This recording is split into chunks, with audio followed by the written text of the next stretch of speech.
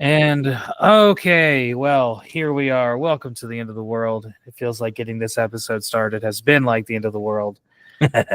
Yeah, this episode has been fucking snake bitten. I think we need to apologize to maybe Kirk Cameron or God, or maybe possibly both. Maybe they're the same person. Who knows?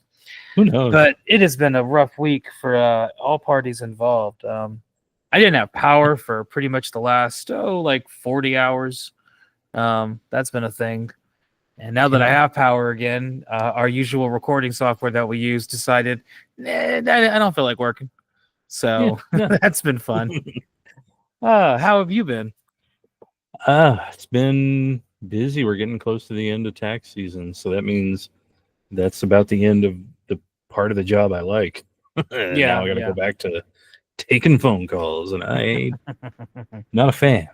Not a fan. I'm not a fan.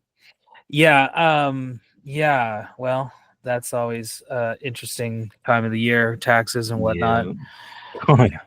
Oh gosh, yeah. Currently, the house is being bombarded with rain and thunder and lightning. So if all of a sudden the episode just stops for a little while and you hear a random cut to edit, you'll know why. It's because we lost power. So yeah, last week we talked about Post-Apocalyptic Commando Shark, which is a movie that you had the good idea of not watching. Thank you, work. I was going to say, did you choose to watch it in spite of not being forced to? Not at all. Good, because it was awful. It was absolutely terrible. Oh, I heeded the warnings. Oh, well, yeah, hopefully you guys listened to that episode. It was a fun time hanging out with Dominic from a Monster Movie Fun Time Go, and having him curse my name for making him watch a god-awful movie. This week, we are not watching a god-awful movie. We are watching a classic 1996 Independence Day, one of those elephants in the room, so to speak. Yes, a movie that is a very, very big pre-apocalyptic, post-apocalyptic movie that we haven't talked about yet. So might as well go ahead and get to it. So let's go ahead and dive on in. Oh, go ahead.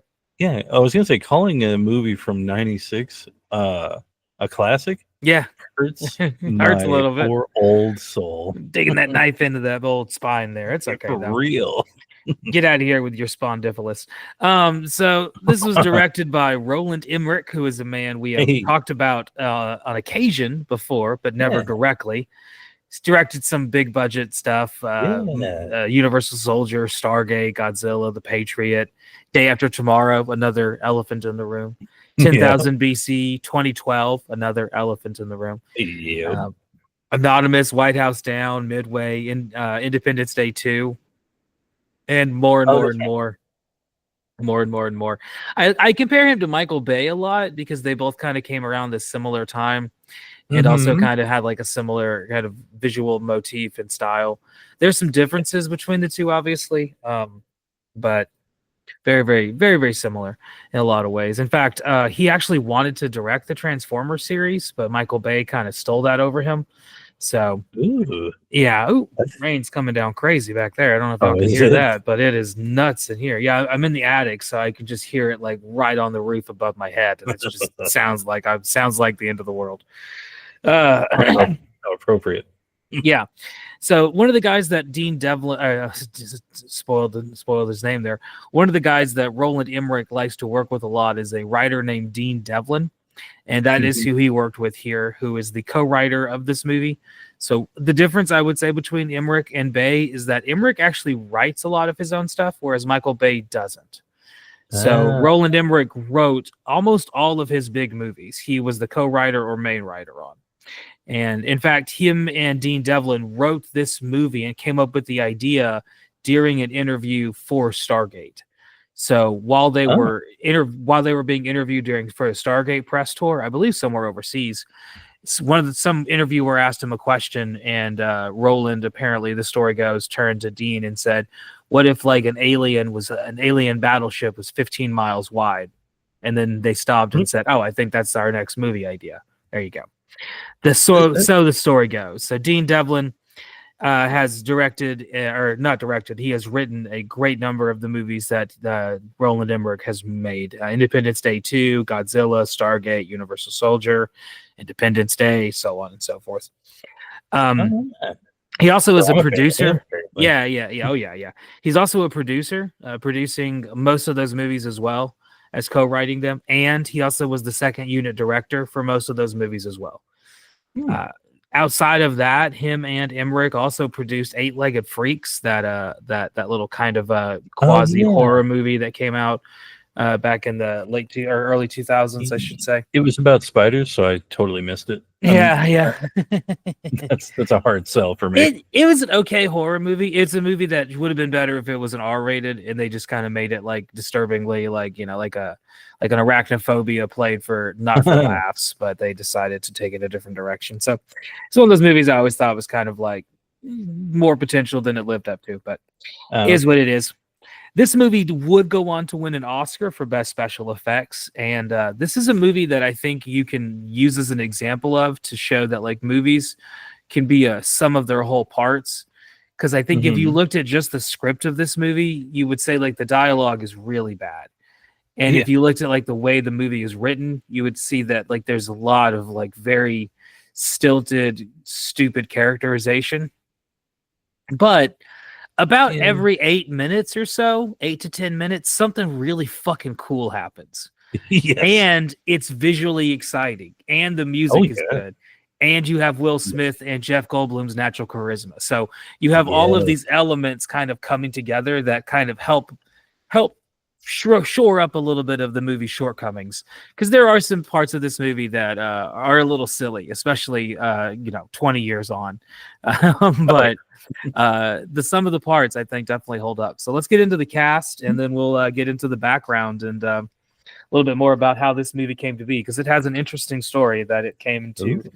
So the main cast we got is obviously Will Smith, Bill Pullman, Jeff Goldblum, Randy Quaid, James Rehorn is in here, Vivica A. Fox, Harry Connick Jr., and there are more and more and I was more. Say Judd Hirsch, Robert Loggia. Yeah, the list goes on and on Adam and Baldwin goes up in there. Yeah, he's in there too.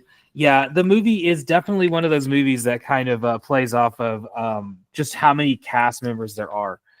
And in a way, it kind of not only did it set the trend of like big 90s sci-fi action movies, it also kind of set up like how those movies would come to be designed, because like the casts are going to be large with lots of big stars, right? And they're gonna, they kind of have like comedic actors intermixed with dramatic actors, and so they kind of, every 8 to 10 minutes something big happens. The stakes are constantly raised. So the movie definitely kind of set the formula that a lot of movies would follow, especially one that we already talked about with Armageddon. Armageddon really follows a lot of this movie that it laid down ahead of time. Oh yeah. So we can't really sit here and just talk about every single actor in every movie they've been in, because these guys have been in a lot of actors, a lot of movies. But do you have a favorite Will Smith movie, or do I need to get up and slap you in the face? Oh man, it has nothing to do with his wife. So thank God. Don't bring up anything to do with his fucking wife. I mean, Bad Boys is really good. The first Bad Boys is really fucking good. The first Bad Boys is really good. Men in Black is really good. Yes, that's my favorite. Yeah. My favorite's the first Men in Black movie. Yeah. I was going to say, would it be bad if I said Shark Tale? No, that's a joke. That's nobody's favorite. Wild Wild West. Wild Wild West is really good. Jim West. Desperado. Oh yeah, I forgot. You gotta finish the whole thing. Yeah, not the last time we will talk about Mr. Will Smith in our podcast. We will also show up a couple other times. Yeah, you will. Possibly soon. Foreshadowing. Yep. There you go. Yeah, some more episodes in the future there. I don't think I have a favorite. I mean, charismatic as hell. Not the best actor. Like him just being on very screen, likable in almost everything. Yeah. I mean, oh God, I really like him in Bad Boys, like the first Bad Boys, obviously. Like I like him in all of like both. I haven't seen the third one, the new one. I think that we can just say Bad Boys. Honestly, I think that's just a fine answer. Yeah. Bad Boys, Men in Black one. One's the good. Oh yeah, the first one is much better than the other ones. Yeah. Favorite Bill Pullman movie, and is it just Lost Highway? It can't be anything else. It's either Lost Highway or Casper. I mean, that's a good combo. That's my Bill Pullman combo duality of man. That should be a drive-in movie triple feature. Bill Pullman night, Independence Day, Casper, and Lost Highway. Send the kids home with something nice, Oh, that would. Well, favorite? Do you have a? See, that's true. That's true. Do you have a favorite Jeff Goldblum movie? Ooh, there was this movie in the 80s. Yeah. Called Vibes. Yeah. Oh yeah, the one with him and what's her face? Is it Debbie Harry? No, it's the other Cyndi Lauper. Oh God. Yeah, Cyndi Lauper. Thank you. Cyndi Lauper. That's it. Yeah, Cyndi Lauper. Yes. Yeah. Where they? I do remember that movie. Yes. I really gravitated to that movie when I was young. It's a good movie. Yeah, it's a fun time. It is so good. But honestly, he's just awesome in everything. Jurassic Park, The Fly. Yeah. He just Adventures of Buckaroo Banzai. Oh yes. Yeah, a movie that we have not talked about ever. Somehow we've gone this far without talking about. It's amazing in its own respect. Is that movie? God, it's such a great movie. It is such an interesting story behind the movie and how nothing happened the way it should. True. Yeah. It is very much in that respect. Yeah. All right. So, Randy Quaid. Do you have a favorite Randy Quaid movie? A guy who's done literally so many different things. Early in his career, started off doing dramatic stuff. Like The Fucking Last Detail is an amazing goddamn movie. Midnight Express are two amazing movies, and he got nominated for I think Golden Globes or Oscars for both of those early on. And then kind of settled into being a comedic actor as Uncle Eddie for the next solid 20 years of his life. Yes. This movie kind of finds him somewhere in the middle where he takes some of his comedic timing, but also it shows off his ability to turn a dramatic move when you need to. Because he's the best part of this movie, I think. I think Randy Quaid is the best character in this movie. Absolutely. Oh yeah. Character I like. Now, I will say for me, oh god, it's so hard to pick a favorite because I do, movies like Out Cold or something like that from the 80s, National Lampoon, obviously great movies, the vacation movies. True. But I don't know, Kingpin's a good one. Kingpin is a good one. Out Cold, you mentioned. I love Out Cold. Yes, I quote Out Cold a lot, even though it's not necessarily a good movie, but I just like quoting it. I will drop some Randy Quaid quotes throughout this detailed episode tonight because it's hard not to watch him and not drop in some quotes of his. Yeah. Oh yeah. Don't forget he was in Caddyshack 2. He was in Caddyshack 2. Yes. So replacing Bill Murray. Bill Murray substitute in that movie. Speaking of people in this movie, so when I was a kid, I totally thought James Duvall was fucking Keanu Reeves. Oh, they look very similar, do they not? In this movie, Randy Quaid's son. Yeah. He looks kind of like Keanu Reeves, I think, but yeah, obviously not Keanu Reeves. Has been in a bunch of movies himself, but And Vivica A. Fox is in this. Maybe my favorite Vivica A. Fox movie is this one. I can't think of too many other movies that I really, really enjoy her in. So yeah, a little bit about the background of this movie before we get into the Travis trivia, and then getting. I guess we have to talk about one person passing before we can really talk about the background. Val Kilmer died, which is just fucking nuts. Yeah. That's sad. We just talked about him a couple episodes ago when we were talking about Bad Lieutenant, Port of Call, New Orleans. Yeah, that's right. Yeah, I was going to say when we did the the March Madness brackets for cult movies, Real Genius. I would say if either Real Genius or Top Secret or something like that was on there, those might have won. Yeah. Real Genius was one that I really had a hard time not putting on there, just because that's a movie that I really enjoyed. That when I was a kid, that was one of my favorite movies because it used to show up on the Disney Channel a lot, and whenever it showed up on the Disney Channel, Yeah, Those yeah. jokes are a little advanced, but Exactly, but it was Disney Channel late at night, so they would show like some different stuff. And Real Genius was one of the ones they used to show sometimes, and I would catch that and just always really enjoy Real Genius and thought it was a fun little time. Speaking of the cast of this movie was not always so consistent. In fact, Will Smith was not necessarily the always going to be in this movie. He was their first choice. But they also offered it to somebody else. Do you know who else they offered this movie to, which would have been very different? Ethan Hawke. Oh, no. Yeah. No. Now, do you know what movie Ethan Hawke was doing at this time? Was it Training Day? No, a sci-fi movie. That was before. Oh, Gattaca or whatever? Yes, he was doing Gattaca. Yeah. I like that movie a lot. Yeah, I like Gattaca too. So like he turned down this movie because he thought the script was fucking ridiculous. And then he would later go on to say it was his biggest regret because he did a lot of indie movies after this rather than doing a lot of big box office budget. And I love Ethan Hawke. Ethan Hawke is one of my favorite actors. Like if I had to list a bunch of actors, like my top 5 favorite actors, I think Ethan Hawke makes that list. Like, well, if I include dead people, then he probably doesn't. But living actors, Ethan Hawke is up there. Anytime Ethan Hawke is in something, I always like it. Like that Black Phone movie. That did not look like a really cool horror movie. And then I saw Ethan Hawke was in it. And I was like, well, it's probably pretty decent if Ethan Hawke is in it. Like at least the script is something good, you know?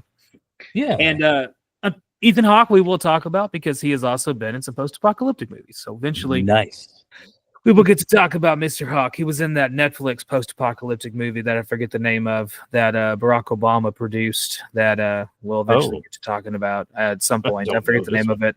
It came out a couple of years ago. It's okay. It's about like all the technology stops working and like AI cars start becoming like bullets that just drive into each other. It's an interesting movie. Speaking of interesting movies, for a long time, this was the highest grossing movie of all time for a good long while. And it kind of, like I said, set the standard of the sci-fi blockbuster movie that kind of dominated the 90s. The bulk of our childhood was like the summer blockbuster sci-fi epic that would come out. We didn't have superhero movies, so to speak of. So instead, we would get, this movie or a movie like this, Fifth Element, coming out a couple years later, the Star Wars movies coming out some years after that. So they just kind of kept coming with these movies again and again and again. Even Will Smith would show up in a couple of them as well. Wild Wild West, Men in Black, kind of also similar sci-fi with a lot of comedy kind of thrown in there. So actually the military was on board to be involved with the production of this movie up until they saw that it involved Area 51. And then they determined, they don't want anything to do with that. You can't hear that dog barking, can you? No, I don't hear any dog barking. Just making sure because it's getting close to my window. This movie set all kinds of records at the time. Like it set records for the highest opening weekend, the highest opening weekend the month it came out, the highest opening weekend the weekend that came out for like years and years and years. Most of those records have since been eclipsed by Titanic and other Marvel movies. But the movie does still, I believe, have the record for the most miniatures ever used in a movie. So almost all of the shots, not all of them, but a good number of the shots in the film are actually achieved through the use of practical effects and miniatures. Awesome. Camera timing, using multiple camera tricks and setting different speeds of cameras, different exposures, different frames per seconds of cameras, speeding up and slowing down the camera after the explosions happen to get those effects, including the White House shot that the movie's known for. That was a 30-foot by 10-foot long miniature. That's awesome. So the whole thing was constructed using a model set. They designed it, they painted it, they constructed it, they brought it to set, designed it to blow up, and then filmed the whole thing to blow up, like with practical effects, which I think is kind of maybe why it stood the test of time so well. Because having watched this movie 20 years in, there's a couple scenes where you're like, okay, that looks like 90s computer graphics, but most of it you're able to watch and you're not able to notice like that the movie looks horribly dated or out of touch or like odd in any way, because it really doesn't. No, I think that a lot of that is the special effects that the movie is kind of known for. I think they spent a lot of time, and I think that it really shows off. Yeah, it definitely does, and it's probably one of the reasons why, even again watching it, this last week, it was just sucked me right back in, just like back in the day, just like no different. Yeah, it sucked the nation back in too. Speaking of getting sucked, do you want to know who got a private screening of this movie on June 25th, 1996? Well, it's got to be President Clinton. It was President Clinton. Cannot testify if he was getting sucked during, after, before, or after anything involving this movie. But he was shown a private screening of the movie before anyone else was able to show it. And apparently Bill Pullman sat next to him during the screening of it. So he said he kind of was like giving him a look during the White House blowing up scene. Did Bill Pullman blow? Oh, no, I'm not going to start that. You're going to start. You heard it here first, folks. Bill Pullman. A man of the cloth. My God. Speaking of men of the cloth, a lot of people got on board with this movie. They had the Super Bowl commercial. Apple put out like special products and did like a cross promotion with it. They had there was a PS1 video game that sucked. There was a PC video game that sucked. There was a Sega Saturn game that sucked. Yeah. Let me tell you, I have a history with that because I ended up somehow, I don't exactly remember how, but I ended up, and it was on a 3.5 inch, or that whatever, the floppy disk, and it was only one of the discs that it needed. So the only part I could play was the part where you're trying to figure out like the controls to fly the ship, and I never understood it, and it came with no. It was just a disc by itself. I have no idea where I got it. I don't know if I got it from a store or somebody just gave it to me or I found it. I have no clue where this came from. I just remember this one disc and just sitting there trying to figure this thing out. And it was just like, I don't know what's going on. Yeah. Speaking of similarly not being able to figure it out, apparently something I couldn't figure out was there was a online video game called ID4 Online that came out in the year 2000 related to this movie. I could not really find out a lot about that because if it was an online game, the servers have long been turned off. If it wasn't an online game, I don't know why the hell it was called ID4 Online. No idea. Could not really find out a lot about it. But if it was one of those text-based adventure games. So one thing that you brought up was a floppy disk. So the toys that came out for this movie came with floppy disks, which had samples of the game on it.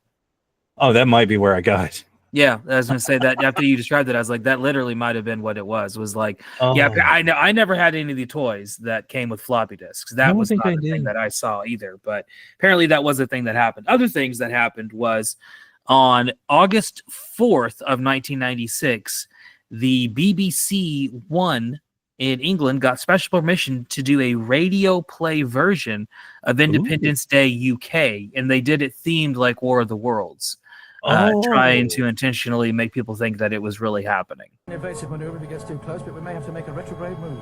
Retrograde? Run away bravely.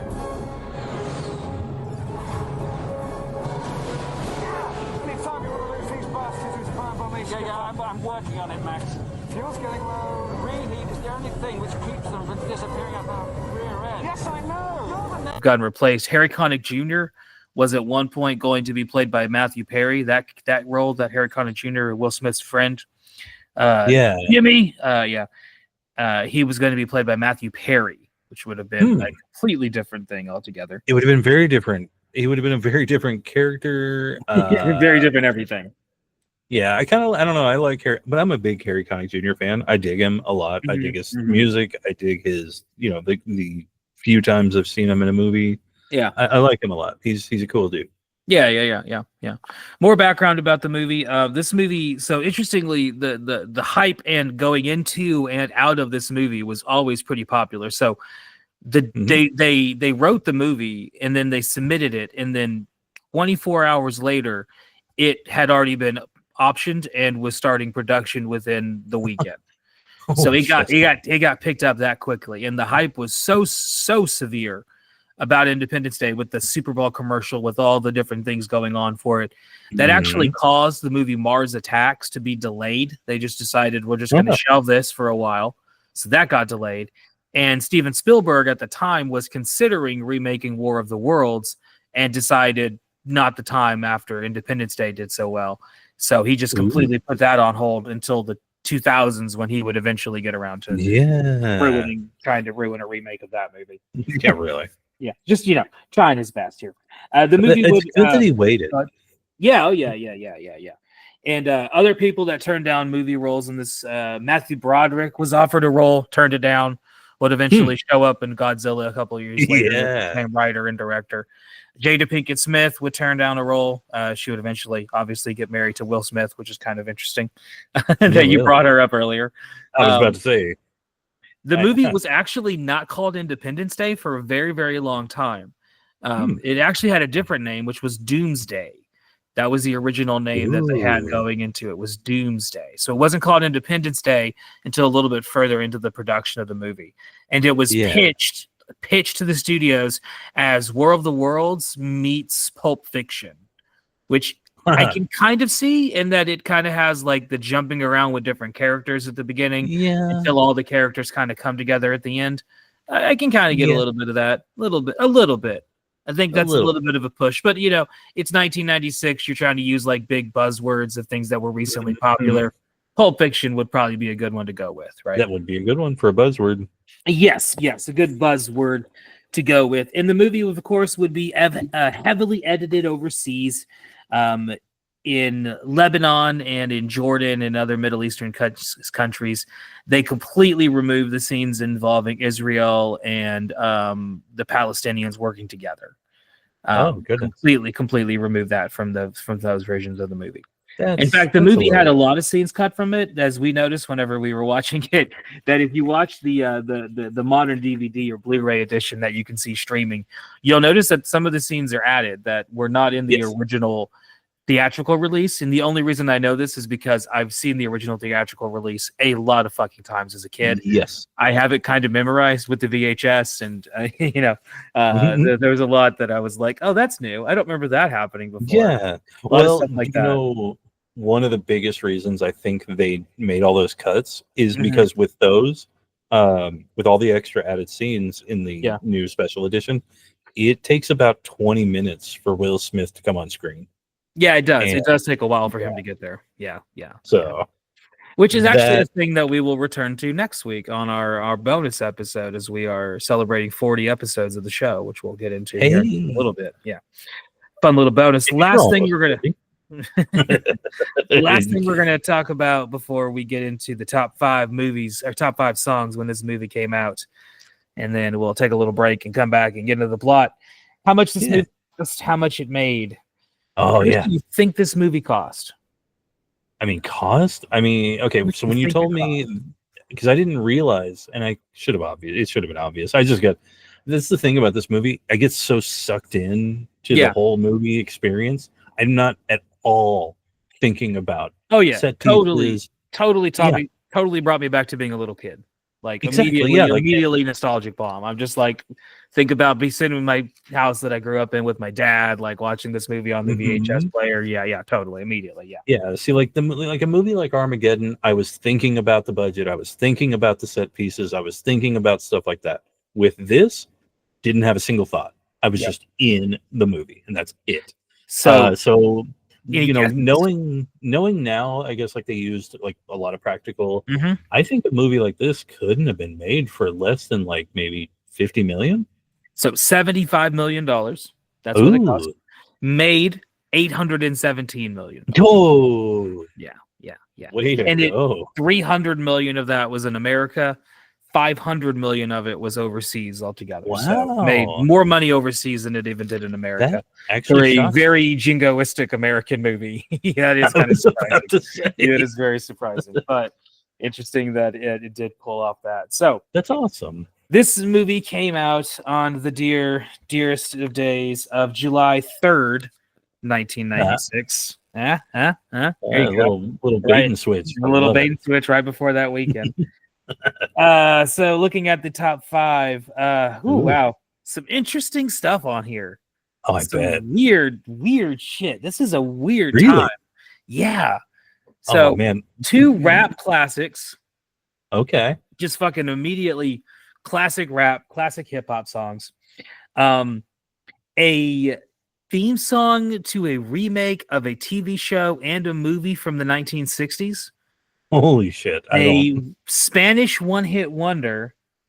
Oh, And a a Spanish one-hit wonder. So further down the charts is actually the theme song thing. I wrote that down as a little bonus thing that I just thought was interesting. okay. So my math was off. I was like, wait a minute, that's 6 songs. How does that make sense? And then we have like a folk icon and a little pop, kind of like a pop hip hop icon as well, kind of mixed in there. Lots of things. So any guesses at the number 5 slot is a Spanish one-hit wonder that was a dance craze. Oh, it's got to be Macarena. It was the Macarena, yes, by Los del Rio. Yeah, because I went to, shit, what year did I go to high school? I think I went to high school in either 96 or 97. Yeah. But you know, before that I was in middle school, and the middle school dance that we would do like in 8th, 7th or 8th grade, it was a lot of like, Macarena was in there. It was which, you know. There was a thing in like the 90s middle schools and elementary schools where they just forced us to get up and dance a lot. Yeah. To whatever was popular on the radio. Like they would just like put a speaker on in the gym, and just play Macarena or play the Men in Black song and be like, all right, kids, dance. And you didn't really get to say no. No, if you usually got in trouble for not participating. I hate it. That was the 90s. I'm a very non-participatory, whatever that word is. Whenever you do teacher training shit, they try to do a lot of that stuff to you too as well. So one year I was working for a charter school that I don't remember the name of them, so I can't even shit on them to begin with. Yeah. But I was working for a charter school and ended up not working out. I only worked for them for a year. And the training they had us do, they wanted us all to get up and form like a little like line and dance down the line for all the new teachers. No. And I just got up and left and walked out of the door. I didn't say a thing. I was like, I'm not doing that. I don't give a shit. You can fire me. No. Good luck hiring another teacher you want to, fucker. But yeah, I'm not doing that. I'm not going to devalue myself by doing that. I'm sorry. No, that's awful. Yeah. So number 4 is a folk indie icon. She used to drive a fast car. Okay. Yeah, Tracy Chapman. Tracy Chapman's song was "Give Me One Reason." I love that song. It is a good one, right? I told you there's some good ones on here. So number 3 is a hip hop classic. It is actually visually has a lot of the music video visually has a lot of references to Mad Max, and it's 2 rap icons, both from California. Well, one's from California, one's from New York, but songs about California. I'm gonna say Tupac, but Tupac, because California Love. California Love, yeah. I've never actually seen the video. Oh, you should. It references Mad Max a lot. Oh man, yeah. It's got him, and it's got Casey and JoJo, and I think Dr. Dre shows up for a little bit as well. Okay. So at the number 3 spot was actually California Love / How Do You Want It? So kind of a little double crossover there. Yeah, see, I know the song. I never saw the video. Number 2 was one that I thought you might have a hard time getting.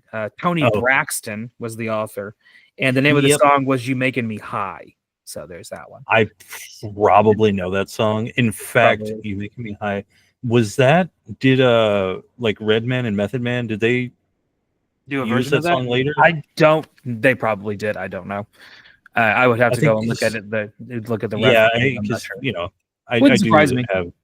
Because I dug Wu-Tang, back in the day. So, Wu-Tang Clan. So I think they used. Exactly. Protect your neck.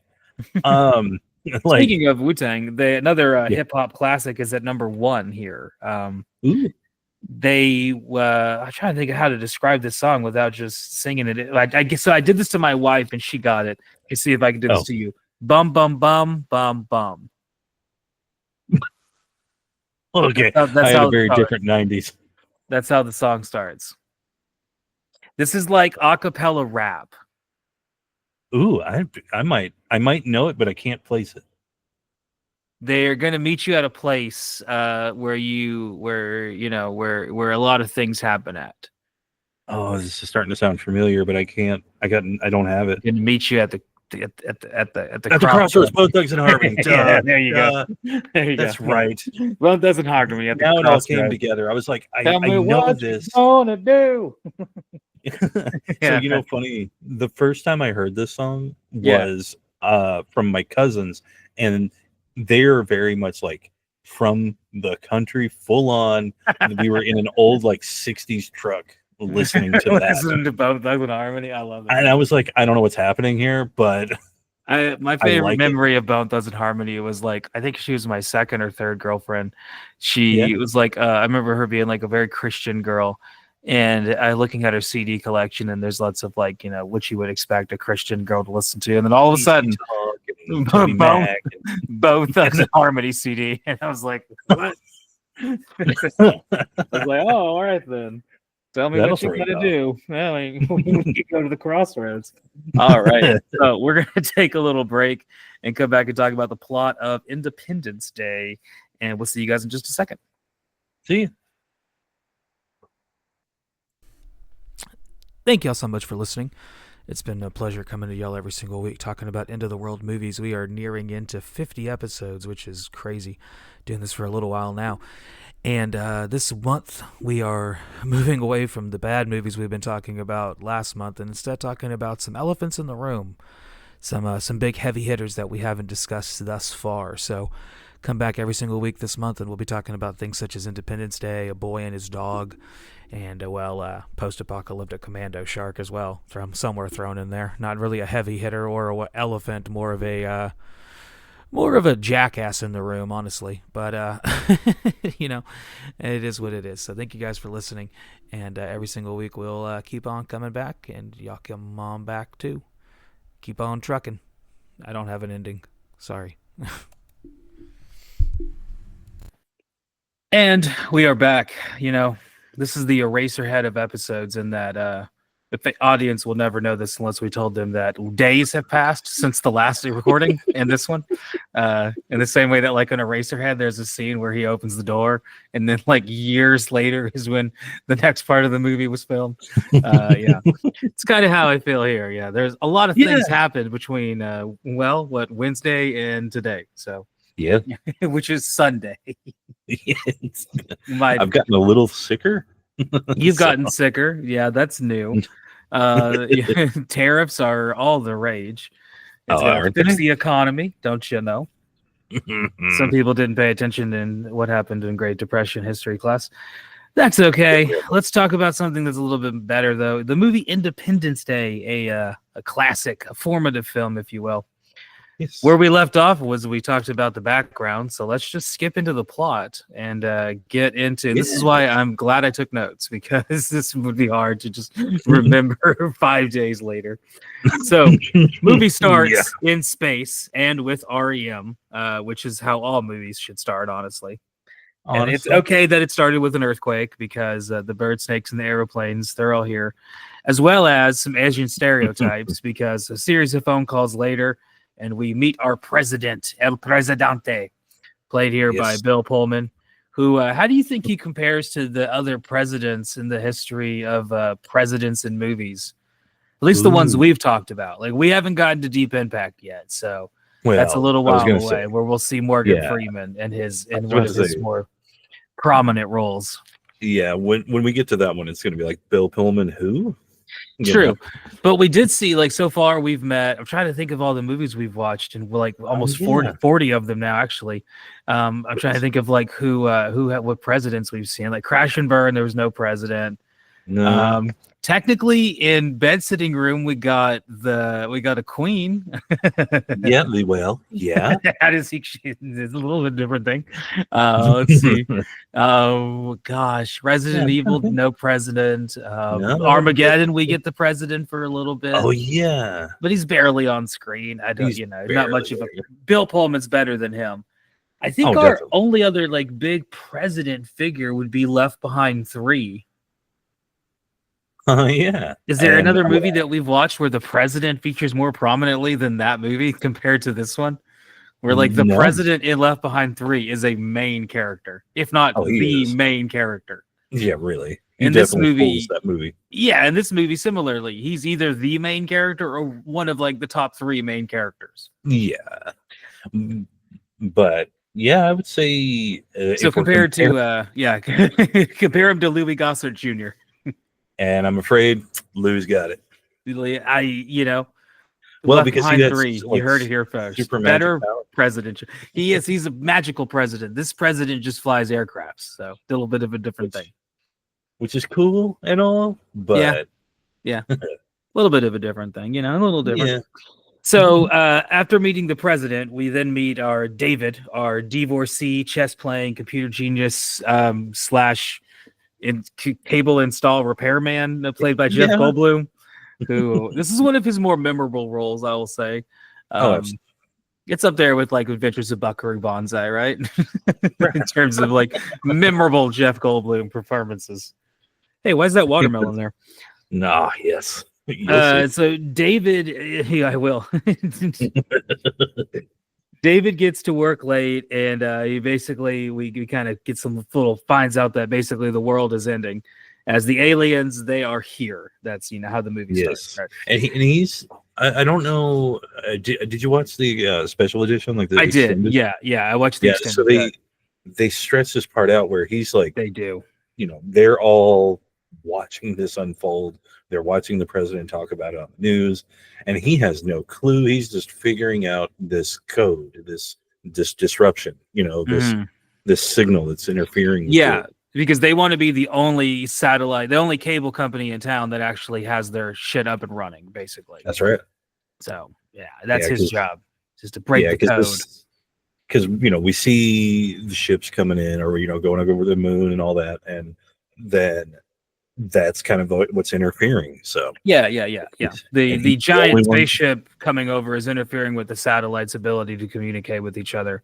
And then they're also scrambling our satellite code to make it to where we can't communicate with each other, which honestly, if aliens were coming to invade, would probably be the first thing that happens. I tell this to my high school students all the time when they're like, I have World War III. They're always talking about like what they would do if World War III happens, which is becoming more and more of a reality every day. I was about to say. But they never mentioned the fact that like the internet is going to be the first fucking thing to go.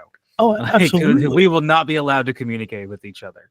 That will be step number 1 with an alien invasion as well. Make it more difficult for people to communicate. That's like the easiest way to start to disrupt a colony. Is Oh, absolutely. Are you saying now played Civilization? Oh yeah, right. Now, are you saying the invasion won't be televised? It may not be. It might be in your mind. Speaking of in your mind, we get Randy Quaid and we meet him and his family. We find out that it is not Keanu Reeves, who is his son. Although when I first saw this movie when I was a kid, like I thought that was Keanu Reeves. I literally thought it was Keanu. I was like, for the longest time, I thought that was Keanu Reeves. Yeah, I get the feeling they kind of hired him for his Keanu Reeves look. They were like, performance. He has a little bit of a Keanu performance. He does. Like I don't want to shit on Keanu. Keanu has undergone a career resurgence. Like as an older millennial, I remember when people used to make fun of Keanu Reeves acting, and just kind of like make like day after like was that remake he did, The Day the Earth Stood Still. Oh yeah, I remember I watched that movie and I came out of it and my joke was that the CGI robot gave a better performance than Keanu, which whenever we get to our review of that movie, I maintain. John Wick, he is very good in. He's good in some movies. I like him in like even some of his weirder movies, like My Own Private Idaho. That's a good one. Or At the River's Edge is really good. River's Edge is a good one as well. Yeah. Well, because that one is my favorite thing about it is you got to, and we're way off base here. Oh yeah, we're just talking about Keanu Reeves now. Yeah, but in that movie, Crispin Glover's in there, and Keanu Reeves' character's name is Matt. And the way that Crispin Glover talks in that movie is always like, Miat. I have to fight calling you that all the time because I want to. Thank you for not. Back on track, I guess.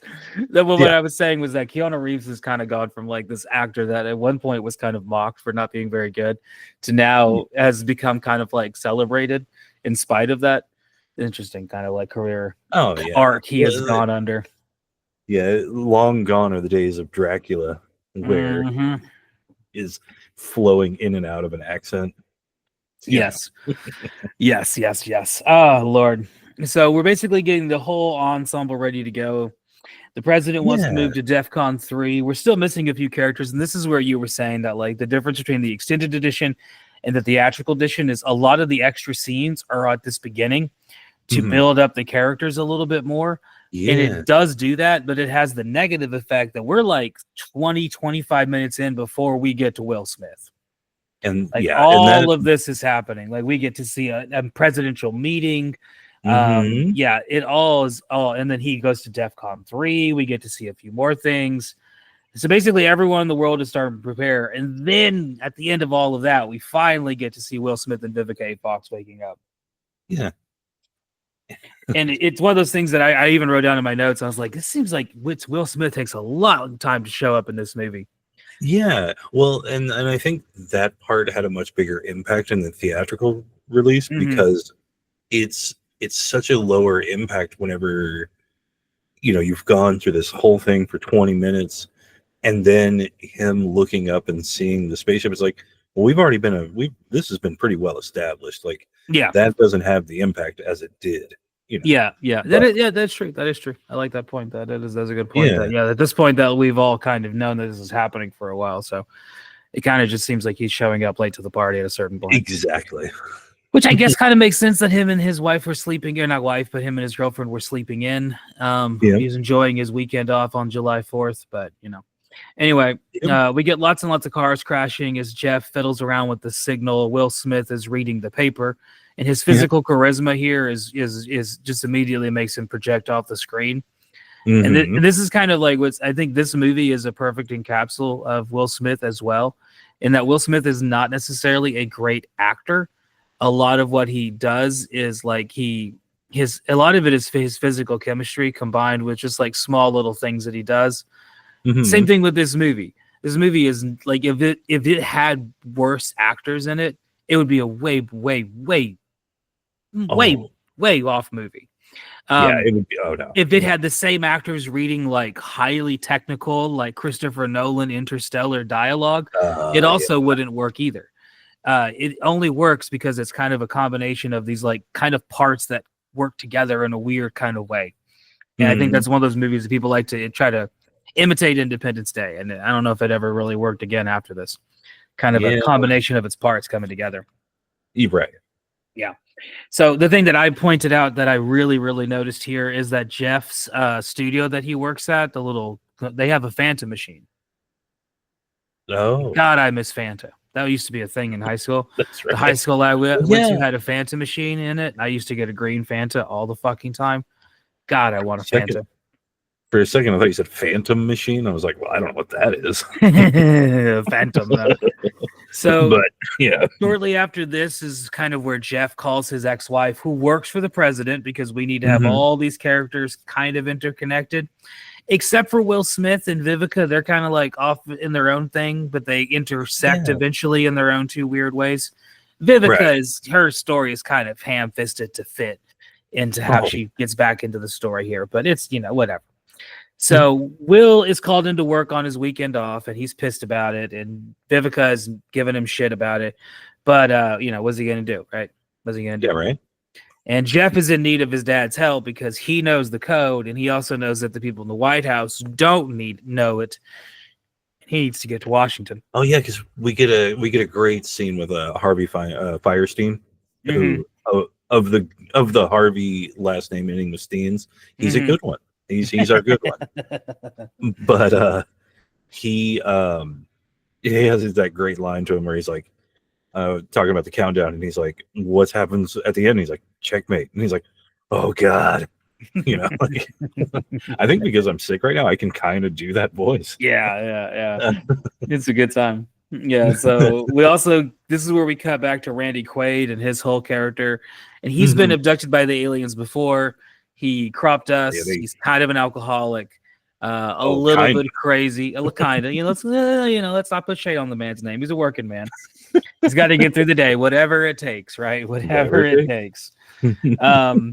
And he's having himself a drink or two, and talking about the aliens, and so he gets arrested, as you do, Yeah. After a long day of crop dusting and a few shots of tequila, you get yourself arrested. That's just what you used to do back in the 90s. Not anymore. That's how we lived. Not anymore. Not in Trump's America. So eventually, Jeff and his dad going against traffic. They're like the only ones going into DC. Oh yeah. They get to DC and they're able to finagle their way into the White House through means, and he's able to show the president what he knows, which is that I unscrambled this code, and look, it's this is the countdown clock. So your welcome wagon plan that y'all have to visit the aliens, which is happening around the same point of the movie, that's not really going to work very well. And I like the history that they kind of developed between, the Jeff president and Jeff. Yeah, they don't like each other, right? Yeah. No, and it's funny because like his dad didn't know. Yes. That's which awesome. is kind of funny. Like there is some guy out there who went to high school with, presumably not anymore. This president is like a fighter pilot who was like a man of the people. Not any that has never been the president, in our lifetime, but presume it was. Then somebody went to high school with that guy and thought he was a dick, right? Right. That didn't happen. Right now, we get just billionaire after billionaire. It's basically just a fun little fun little crown they get to pass around. I don't know if they went to high school and someone thought they were a dick, but it might have been the teachers and they just kept it to themselves. Well, if they wanted to get paid. Yeah, exactly, right. Someone's got to pay some bills around here. Yeah, right. So Vivica has to go to work, and this is where we start to see a lot of the miniatures at play. The White House, the inside shots are a set, but the outside shots are a miniature. And so the countdown clock is counting down. We get a lot of heavy FX here, and we get to see shit blow up real well as Vivica has gone to work, gotten out of work, barely able to escape from the blowing up tunnel, and we met Boomer, and Boomer is a good dog. He gets out of there at the very last second. Still to this day, my wife, who's watching it with me, she says that scene always has her nervous, even though she knows how it ends. But it's like a 20-year-old movie. It still has her nervous. I'm like, Boomer's going to make it, right? Yeah, Boomer makes it. Yeah. So then we cut the only to the time next... I'm excited when a Boomer makes it. No, I didn't. No, that's terrible. That's a good one. We cut to the next day, and not exactly the most pleasant end of the world, because the aliens have destroyed pretty much everything, right? They destroyed DC, major cities, pretty much every major city. At one point, they showed the map, and I actually paused it to be like, is Memphis on there? It was destroyed. I was like, hell yeah, I'd be dead. I'm out of this hellscape. Fuck you. I don't have to learn to fly a plane or nothing. Exactly. Oh Lord. Also, the West Texas region also completely destroyed. So there you go. Oh, wonderful times for us both, right? Dang, yeah, no kidding. There's a higher power. But we get to see a little bit of what's left behind, which is basically all of the main characters, lo and behold. So, if this was a Christian movie, this was when the aliens would reveal themselves to be Christ, and Will Smith would reveal himself to be a fornicator. Or I don't know, internet porn addict, something that would that would cause him to be left behind. Instead, he is a member of the Air Force, and he wants to go fly spaceships, but Eric Connick tells him when he gets his rejection letter from NASA, they ain't never gonna let you fly spaceships if you're married to a stripper. Yeah. And we get our classic dogfight scene shortly after this, which is probably one of the most memorable parts of the movie. And this is kind of how the movie works, which is like every 8 minutes, something really cool happens. Like the movie starts with a cool scene of the aliens, and then about 10 minutes later, we get the aliens blowing some stuff up. And then about 10 minutes after that is when the aliens blow the White House up. And about 10 minutes after that is the dogfight scene with the aliens and the Air Force crew with Will Smith. The Black Knights, right? The Black Knights. Yeah, that's their name, and they ain't gonna smoke one until the fat lady sings, which is they're gonna do it at the end. But unfortunately for Jimmy and a lot of other people, they don't quite make it. Will, though, is the last one to make it through all of this stuff. And I always thought it'd be cool to have like a perfect video game of this. And we talked about the video game versions of the game and like how bad all of them are. And it really sucks that we never really got like a really good version of this very seemingly easy thing to do, which would just be like a alien versus fighter jet dogfight scene. That would be awesome. Like how did that never get made? Yeah, really, because I mean, we had X-Wing for Star Wars. We had that game. They could have made this. Yeah. There was a lot of other games that are similar to it, but I don't know how they didn't make Independence Day out of one of those. Seems like really, seems like you could have done it. Especially this scene. We got pod racing before we got. That's true. Wow. Maybe it's because Jimmy dies because he does something stupid. He can't breathe, so he takes his mask off. And Jimmy, no! He blows up. Wow, no, not Jimmy. When I first saw this movie as a kid, that scene really got to me. As an adult now, I find it a little funny. But, Jimmy, no! And this pisses Will off to no end. And so he decides to intentionally crash land, basically in the ship, the alien ship, into the crater of the wall. And, because they've got this force field around the main ships, and then that transfers on. Yeah, the force field is around the main ship, so you can't really get into anything there. So they can't really fight them. And this was just, I guess, he's an ace pilot. He can maneuver. He's the best of the best. He is, and he shows that. Oh yeah. Well, and and it's such a cool scene, like you were saying, like getting into that canyon and flying around in there. I mean, and you know what? It's been about 10 minutes since that scene. Horrible scene, because as soon as the alien pops out, Will Smith kicks him in the head and says the most famous line from the movie: "Welcome to Earth." As Dominic has constantly remind me, he does not say welcome to Earth. He says he does not. He says Earth, but he does say Earth. But it's funnier to imagine him not, though, right? Yeah, I was about to say it's just the inflection, how he says it. It just sort of comes off. I don't know. Earth just sort of like, I don't know. There's just something about it. I like it. Like I've known for a long time it's Earth, but it's just more fun to say.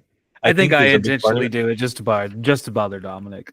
Well, that's a big part of it. But also it's just fun to say Earth. It's true. Earth is a fun word. It is a fun word. It's fun times. Yeah. So we see the rest of our cast is kind of alive in different pieces. Vivica Fox is alive. She has survived through the night with Boomer and the kid. The first lady made it through, but not unscathed. She's severely hurt.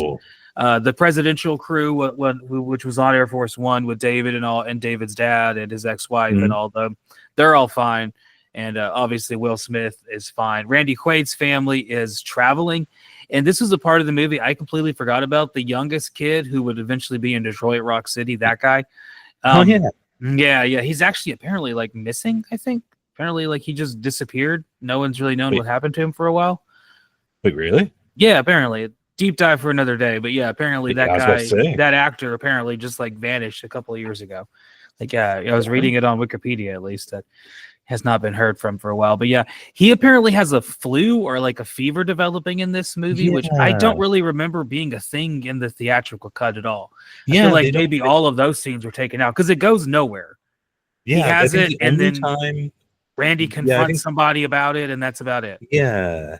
Because in the extended, they get, it's all talked about. I'm like, I don't remember that either, And then, I didn't remember the fever being that big of a plot point. But in this one, a much larger plot point. Now, I will say the thing that I do remember is them having to pull over so that he could because he was getting sick feeling.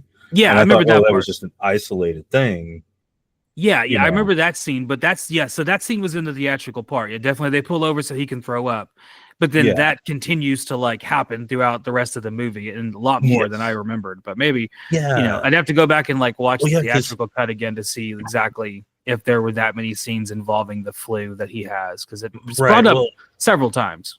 Yeah, because when they finally get to, not to jump too far ahead, but when they do get to the base that they're going to, Yeah, which we're like 5 minutes away from. yeah, this theater, they're not the theatrical, the extended has Randy Quaid like just fighting to get a doctor for. Yeah, he which- shows his dad side for a minute there. Yes, and like full on, kind of like Slim Pickens in The Swarm. Yeah, very similar. Nice callback. Did you like that? I did. So yeah, David and his dad are up on the airplane, and this is when they find out about Area 51 being not Yes. entirely true. Yeah, like that's As Area 51 apparently does exist, and we're about to go visit it, which is where we're going to spend the next few minutes of the movie. And so that's where most of the characters are going to be at, kind of like hanging out in the Mad Max style post-apocalypse American wasteland as she's driving around on this big semi-truck, just picking people up who are injured. And this is how she meets the First Lady, because she picks her up because she's hurt. And she recognizes her, as she eventually tells her, but she tells her she voted for the other guy, which is interesting. So, but yeah, that's how she finds her way back into this movie, is that she kind of, which honestly could be its own separate movie if you wanted him to focus on just Vivica A. Fox as like a post-apocalyptic Mad Max style hero traveling the wasteland with her son and her dog, picking up people and reforming society by helping. Kind of a different thing.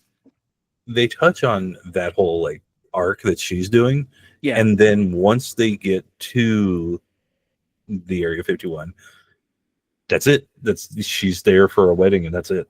Yeah, basically, yeah. She gets married, and then that she just stays concerned, the concerned female, the rest of the movie. Basically, yeah. So like, she has all this. Not the best character arc.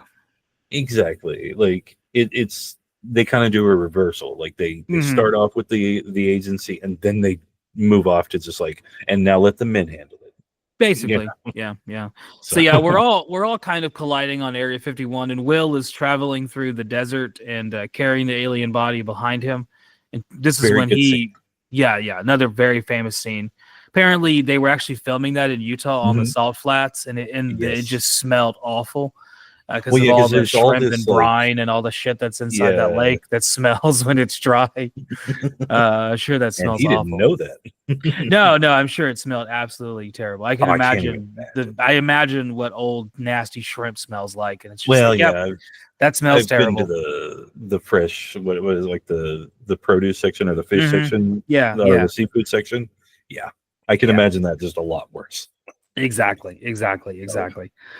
So he's on his way, and he gets picked up by Randy Quaid, and he tells him that there's a military base not too far from here, and he's like, it's not on the map, and he's like, trust me, it's there. And then he's like, all right. So he gets in the truck, and they're going to drive to Area 51 eventually. Not only does Randy Quaid and them, are they like on board with checking out this base that they don't really know exists. They're just taking his word for it.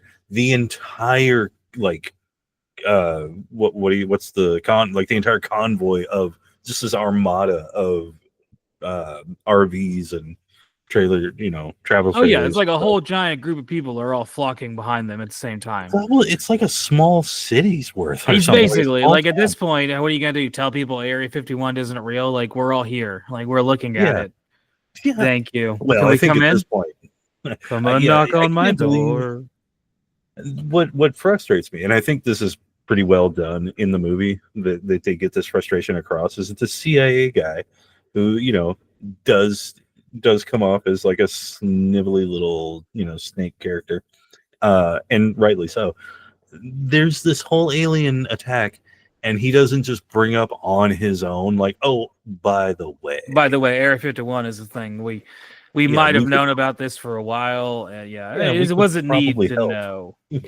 And it's only whenever that's brought up that he's like, oh, that's right. Yeah, they had to make one guy be like the Washington sleazebag, and it's this guy. Yeah. And it makes sense. He does well. He is. He's a nice sleazebag. Yeah. So as we get to Area 51, the sign. This is another one of the extended scenes and him kind of giving them shit over like basic things that they didn't think about. That when it comes to like looking at the ship and things like that, he kind of meets with them, and you get a whole extended scene of him like messing around on the computer, messing around with this, and they're like, "Oh well, we didn't think about that." Yeah. Why are you guys? I thought you guys are supposed to be very intelligent. Yeah, really? He's coming in here within like 10 minutes and figuring these things out. It's like, wow. And Data, Brent Spiner, he even says to him, he's like, you're really starting to make us look bad. He does. Which I think this is what they're trying to do with the movie. Is I can see why they cut it out. Is because there's a lot of we want David to look like he's really smart. We want people to know that David is smart. And then I think by the time they put the movie into theatrical, they were like, I think people get it. Because there's a lot of those scenes that they just removed. They were like, yeah, we don't really need all that. Yeah, and it's okay. People believe us. He's wearing glasses. Yeah. They know he's smart. And I think this scene in particular definitely kind of slams the brakes. This was one that I was like, oh, I feel every minute of this. You could have, immediately it was like, yeah, we could take that out. We could. Yeah, that it suffered a little with it in there. It does. Yeah. It does. So we finally, this is whenever Randy shows up, like we said, and he demands help for his son. And that scene also was kind of and all of this, like, personnel, military personnel. Once we get to Area 51, they kind of get a lot more of the movies, the theatrical version after that. What were you gonna say? Oh, I was gonna say, not only like it kind of threw me, or I can see another reason they cut this scene is Randy Quaid's just in there, like getting real pushy and grabbing on doctors or whatever, people. And there's all this military personnel surrounding the, not a single airman, not a single, soldier does anything. Like, just let them through. Just let them through. Yeah, like Slim Pickens. So. Exactly. And this is so the alien body is now here and they're going to autopsy it. So we get another memorable scene of the president visits the alien body.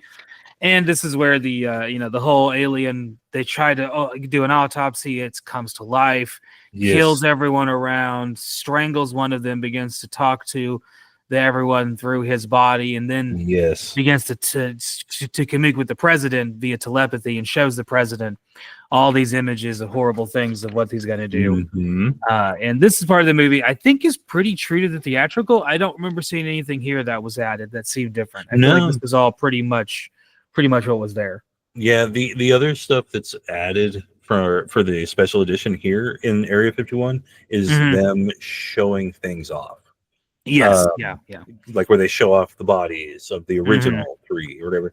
Like that wasn't all really in there. I don't think. Yeah. So I remember they show a little bit of them, but they're all like everything's a little bit. That's pretty much like all the scenes. Everything's a little bit longer. That's here, and then the things that were cut, you can tell which was cut because it's like, all right, we're already running kind of long. Like the movie, this version I think is like 2 hours and 40, so a little bit on the longer side. It was, but. But and fun to see a difference between the theatrical version and this version. And I think the early stuff in like the character development stuff totally makes it better. Just kind of drags on certain parts in the Area 51 and stuff like that. Like so. Yeah, we kind of get lost a little bit in the plot because at some point we find out that the not the vice president. We find out the vice president's dead, but we all sorry JD Vance, go fuck a couch in hell. But we also find out that the first lady is okay-ish, but she's going to die shortly after she shows back up. Oh, yes. Will Smith is fearful that that wife might be dead. So he goes with a helicopter on a separate mission to go get her. Jeff Goldblum is relapsing and going into alcohol because he no longer really sees any reason to live as he is kind of seeing all these things unfold in front of him. And so all this is kind of happening in the extended version. It just like the theatrical version, these things still happen, but they're a lot shorter. Here, they play out a lot longer. So it's just kind of like we get all these characters seeing what's happening between them. And Jeff's ex-wife is going to come and save him as they kind of, you get more about why they broke up in the first place. And, it was always because he never really asserted himself. He didn't have the energy to become the man she wanted him to be. That's the reason she couldn't be with him.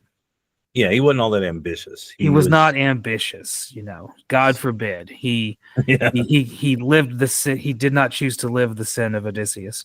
Anyway, so Jeff's dad starts encouraging him to not drink himself to death and maybe to stop smashing shit.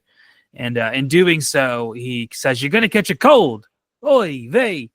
And this makes Jeff go like, "Oh, I'm a dumbass. We can give the aliens a cold with a computer virus." And this is what kind of sends the next half of the movie, because everyone's basically given up hope at this point. They're like, well, I guess we can't stop them.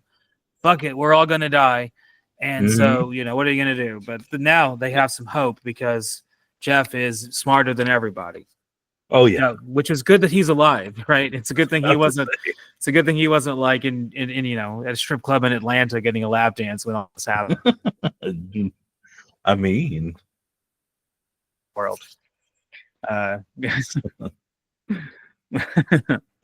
So he decides that he can defeat their shield, like I said, with this little virus, and so we have this scene where he has a security guard shoot the Coke can off of the thing, and it ricochets around, almost hits some people. Everyone's mad at him. He gives it the virus. Now, oh my God, we can do this. They need someone to fly it though, and Will Smith immediately is like, "I can fly this bitch." Yeah, this is the funniest part between them. Is like, I will say, and this is the problem with the sequel to this movie. The sequel to this movie, which we'll talk about eventually, not anytime soon, because the sequel is not very good. It's also not super bad. It's just kind of boring. And a lot of the problem is that this movie, it's because it's not really memorable. A lot of the reason this movie works so well is because of the weird chemistry between Jeff Goldblum and Will Smith, because it shouldn't work. But for some reason, it kind of works. Because immediately you see them paired together side by side for the first time. And Will Smith is like, "I don't believe that this guy knows what the fuck he's talking about." And Jeff Goldblum also looks at him and is like, "I don't believe this guy knows what the fuck he's talking about." Yeah. And they relay that silent information to each other in a very smug way that doesn't come across like they hate each other, because they don't. No. But they also aren't like best friends. They yet. We're building to something a little bit of a different relationship by the end of the movie. It's a real strange bedfellows kind of thing. And it works. It's kind of what makes the movie work in the last half of it, right? If that relationship wasn't good, then you would get to this last half of the movie and just be like, I hate it every time we cut to them, which is a lot, because we're going to cut to them a lot. Because they got, luckily, I mean, and this was a casting thing, they got two of the most charismatic people, True. And so very, very charismatic. Yeah. Yeah. So they, even if their characters wouldn't really have all that much chemistry, like them together, even like, because, like Jeff Goldblum, Will Smith, they don't really work together as a duo, but they carry so much with them individually that it just works. Yeah. So. Yeah. This is where we see a little bit of the fiction in the science fiction movie so far, because the president decides to fire the bootlicking, nuke-hungry Secretary of Defense, which I don't think that's going to happen anytime soon. No. And also, the countries around the world begin to organize behind the United States. I don't think that's going to work anymore. But anyway, well, I mean, we're kind of pulling the rest of the world together. It's just not with us, just against us. The anchor in the sea. Let's pull everyone down. That's how does that gonna taste in your mouth? They're just gonna push us to the side, hopefully, and then keep going. Hopefully they thrive. Somebody does.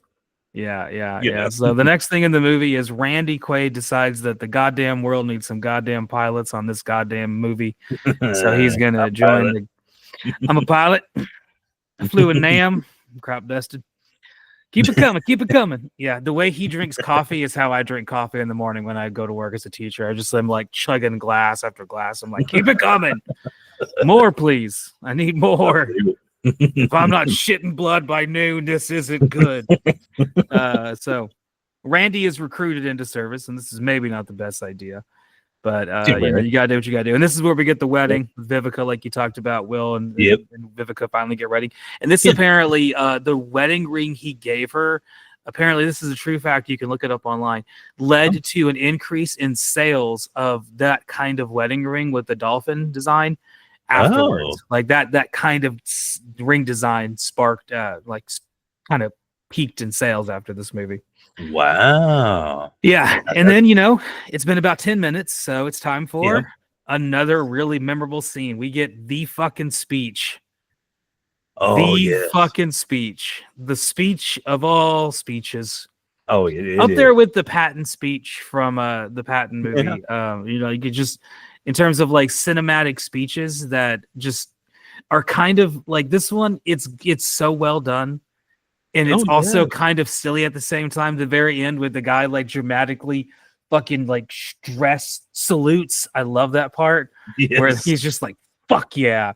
Because so if you look at the background of the movie, the scene was written where he was supposed to give a speech, but it was not supposed to be that kind of a speech, and they were not supposed to clap like that. So all of that happened afterwards because of him giving the speech the way he did, modifying his performance a little bit, and then the crowd just naturally reacting. And then they just kept in the applause because they were like, well, I mean, how could you take that out? Like you fucking kill the movie if you took that out of there. Yeah, right? We're gonna go with that. We're keeping that in. God damn it! So, and it is a really, really good speech, and it still riles you up to this day. Oh, absolutely! Today's our Independence Day. It's a good time. Right now. It's such a good speech, and it's such a good punctuation in this movie. That's like, God, it just sucks you in, man. It's just so good. It does. It is a silly, jingoistic, pro America dumb movie, but it is surprisingly effective and well done. It kind of goes to that other part of movies that, yes, movies is like a cinematic art that can tell like a very nuanced story. But you can also just entertain the ever-loving shit out of you. And at a certain point, you just kind of want to be entertained. This is a turn your brain off kind of entertained thing, right? Right here. That's what you're seeing. So we're going to spend the next half of the movie kind of cutting back and forth to the president up in the airplane with shooting down the aliens with the rest of his Air Force pilots, because that's the thing that's going to happen. They'd let the president go up there, which I don't think that would ever happen. No way. Then we're going to cut from that back to Will and Jeff in the alien ship trying to upload the virus. And then we're going to cut to a third place, which is the Area 51 hangar, where the aliens are administering an assault against the people there, and everyone's kind of bunkering down and hiding and praying, and the wives are watching the screens and seeing what's going on with everybody. So we spend the next half of our movie kind of just jumping between these little different camps of characters here, as we kind of build the tension every single time we jump, though. Like, if you want an idea of like how a movie builds to tension, the last half of Independence Day is a great example of it, because every time we cut to the different little camp of characters, we ramp up the stakes a little bit, right? Yes. We ramp up the stakes a little bit. So like we cut to Will and Jeff, and it's a joke. Like the controls are backwards, right? Yeah. Let's fly this bitch. Oh, I got to get me one of these. That whole scene. Yeah. Very comical. And then it's like, oh, well, now we need to go run and hide, because now I don't know what we're doing. Like, I can't control this too. Oh, it looks like the plan is not going to work. And then the next time we cut back to them, it's like, okay, well, maybe the plan is going to work, but we still don't really know. Who knows? And then, the way the movie progresses and develops in the last half of it, after the president gives his speech, is a really good example of like how big budget Hollywood movies used to be made, and why they are so effective and long lasting, like 20 years later. Like, why you can go and watch Independence Day, which is like almost a movie that's like, almost 20 years old, 19 years old, and go and watch it and still kind of like really enjoy the hell out of it. Yeah. Oh. This is one of those movies where it's like, kind of Armageddon sort of is like that a little bit. A little bit, yeah. But this one, oh God, no, this one all the way. A little bit better, I would say.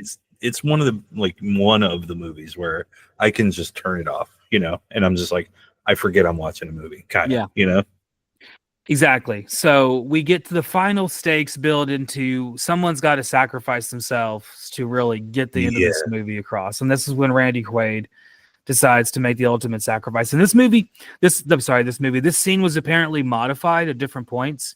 So at different points and how they edited it. So even the version you and I watched on the extended cut, we saw a different version than the initial version that was tested.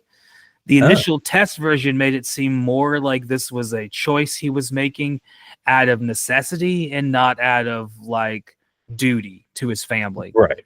So they changed it to make the tone more clear that like he was choosing this. This wasn't something that like, you know, that he fell into, right? That this was something that he actively was making the choice to like, you know, tell my kids that I love them, and you know, and then you see all the kids react and everything. It's a very good scene. One of Randy Quaid's, one of his better scenes in a movie that isn't The Last Detail. There you go. This is a weird aside about, you know, speaking of Randy Quaid and weird things from the past. There is this old, and I can't remember the name of it. It was like this sketch comedy show from like in the 80s, and they had guest starred Randy Quaid and. Oh, we lost you right at a bad time. But they played these characters that were like these like hillbilly, like redneck, really funny, and it's really weird to see them together like that, like, because you don't really see them together in movies, you know. Yeah, shows. Yeah, you definitely don't see them much together. Yeah, so it was kind of cool. It's kind of cool to go back and see that. So but anyway, I was just thinking of like, since we're, you know, bringing up interesting Randy Quaid things. So the day is saved nearly, because the only thing left is that Jeff and Will need to get the fuck out of here. So we get another classic scene of them escaping the alien mothership, and more miniature work, more fun things that we see here. Lots of cool CGI effects intermixed with like miniature work, and just a lot of really interesting things that they're doing. And they get out, and we get back on Earth, and it looks like everyone's survived except for Randy Quaid, but we're not sure about Will and Jeff. And then we find out that, wait, there's something in the desert. Yeah, something on the radar. Something on the radar. And then we cut back to them smoking their big fat ones as the cloud burns. Happy 4th of July. The aliens are dead. And the world, what's left of it, has been saved. Yes. Until next time, which will happen almost 20 years later. Yeah. And apparently be very forgettable, because like I watched the new movie or the you know, the sequel. No memory of it at all. Yeah, I think that's fair. I don't really remember it at all either. It's definitely not a movie that I think most people are like clamoring for. Like, oh yeah, I want to talk about Independence Day 2. If that's someone's favorite, if you're going on a date and someone says that's their favorite movie, you should fucking run, because that person might be crazy. I can tell you. Yeah. I'm going to tell you right now, they might be a little fucked up in the head if that's their favorite movie. So, a little bit there. Speaking of being a little bit fucked up in the head, we have reached the end of our time with Independence Day. So let's talk about our final feelings in this movie and our big takeaways, something we can take with us into our own personal apocalypse. You want to go first? I will go first. Yeah. The takeaway, I mean, we've talked about it a lot in this. This movie is just one of those movies. It just came at such a good, first of all, like really good time for movies, I guess. And also like, it was just such a well executed movie, well acted, well put together, well written, a little hokey, but it works better that it's just a little bit stupid, like writing. The dialogue's not all that, it's not really hitting you over the head too much. It's kind of like, just come with us. We'll walk with you. It's all good. Yeah. And, it just has all these elements. It has the charisma. It has, the pacing is really good. Even with the extended cut, it's still like, they still hit all the beats right when they should. And it's just such a good movie. And it's like that, like the end of those good blockbuster, summer movies. And it's, it just, kind of, it's just, we get to look back on it very fondly. And and I'm glad we got to, rewatch it again. Because, it's not a movie it's not like one of those movies I go back to very often. No. But I'm always happy when I do. It's like I'm always satisfied. Yeah, but, it is. It's the perfect like Saturday evening. It's on cable movie. If it's on, you'll watch it. If it wasn't, then it's not a big deal. That's kind of where I view it as. It's a fantastic little time when you're there with it. It's not one that I always come back to again and again and again. I do own it on DVD. I will say that it is one of the movies I do have in my collection. It does bring me a great deal of nostalgia. I enjoy it quite a bit. It is a movie that shows you movies can be a sum of their parts, because like about every 10 minutes something really fucking cool happens, and that's enough. That's really honestly enough to get you through this movie. Honestly, like every 10 minutes something really cool happens. Another movie that kind of operates under that formula is Brendan Fraser's The Mummy. Same thing. Like about every 10 minutes something kind of cool happens, and so it kind of takes your mind off of the fact that what you're watching is sometimes kind of ridiculous, and the writing is kind of dumb, and some of the acting isn't the best, but you know, something cool's about to happen, so I'll stick around and watch this. You know, keeps going, it keeps going. And what can I take from this movie to apply to our own personal wasteland? I would say take every time you have the opportunity to replace the letters T and H in a word with double F's, do so. You know, Earth should be Earth. Girth should be Earth. Girth. Just do it all the time. That's what you should do. That's what you should do. And I think if I'm going to take anything away, maybe it's not a bad idea to pay attention to signals, you know, in like broadcast signals. Maybe learn how that works. That's probably not a bad idea. Look for signals in the sky. Yeah. Exactly. Thank you guys so much for joining us on episode 39 as we talked about Independence Day. Next week we will be joining, next we'll not be joining anyone. We'll be back again to talk about episode 40, which means we're going to talk about something a little different. And so unfortunately we're not going to meet the day of. Hopefully I was hopeful that we would get it out on the day of, but it just wouldn't make any practical sense. Maybe I'll release a little teaser or something on the day of, who knows. But episode 40 is going to coincide with a fun day in our lives, which is Rex Manning Day. So next week on the show we will take a look at something a little different as we dive into the world of Empire Records. A movie not about the end of the world, but a movie about not selling out to the fucking man. Yeah, damn the man. Hopefully y'all come around next week as we talk a little bit more about Empire Records. We'll see you guys then. Peace. Take it easy. Hot damn, college boy. Thank you so much for listening. Every single week we come back with a new movie about the end of the world, or a movie about the beginning of the end of the world, or what happens after the end of the world, or maybe one day we just decide to watch Showgirls. Who knows, right? But every week we are coming back, and thank you so much for stopping in this week and listening to the whole episode and hearing our thoughts on whatever train wreck of a movie I chose to force my friend to watch this week. I'm a good person like that. And thank you for also being a good person. There you go. If you want to be a really, really fucking cool person, which you obviously are, why don't you give us a like, and actually more importantly, give us a subscribe. I find that to be more important. I don't know if the algorithm says it is. I don't really give a shit. But thank you for your patronage either way, and clicking all the things and doing all the stuff. Bye. Thanks.